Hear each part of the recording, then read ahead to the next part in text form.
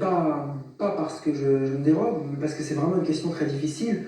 Je crois que ça a été un...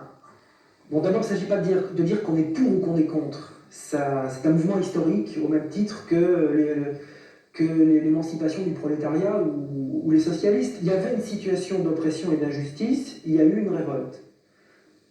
C'est légitime, c'est normal. Comme toute révolte, elle a mis du temps aussi à se trouver et elle a entraîné beaucoup d'excès. On peut regretter les excès. La Révolution française était nécessaire, elle a entraîné aussi beaucoup d'excès. On ne peut pas, au nom des excès, remettre en cause la Révolution française. Bon, donc le féminisme, c'est une réalité historique, il faut vivre avec. À la grande époque du mouvement féministe, les femmes insistaient pour payer, pour partager, parce que c'était une manière de manifester leur égalité et justement de refuser le rapport de domination du mec qui paye. Et je trouve que c'était normal, logique et cohérent. Et aujourd'hui, qu'est-ce qui se passe? Je ne vois plus jamais de nana qui propose simplement de payer au restaurant. Au moment où l'addition arrive, elle regarde ailleurs. Le regard se perd délicieusement au ciel, mais l'addition, ces questions matérielles, elles n'existent plus. Alors là, je trouve qu'il y a un petit abus, parce que les filles autonomes aujourd'hui jouent sur les deux tableaux. Il n'est pas question qu'elles remettent en cause leur liberté et leur autonomie, mais elles veulent en même temps profiter de tous les avantages du statut traditionnel d'autrefois de la femme.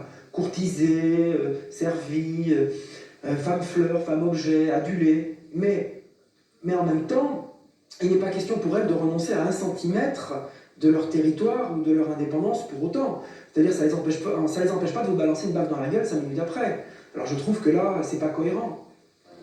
Donc, jamais de partage dans un restaurant? C'est très rare. C'est vraiment très rare. Les week-ends? Je dirais en tout, c'est toujours moi qui paye. La question ne se pose même pas. C'est automatique. Il m'est arrivé une anecdote que je trouve vraiment significative. Ça n'est qu'une anecdote. Bon, une copine me téléphone un soir, dit je suis avec des amis au restaurant, elle vient nous rejoindre. En fait, moi j'avais déjà mangé. J'y vais comme ça pour prendre un pot.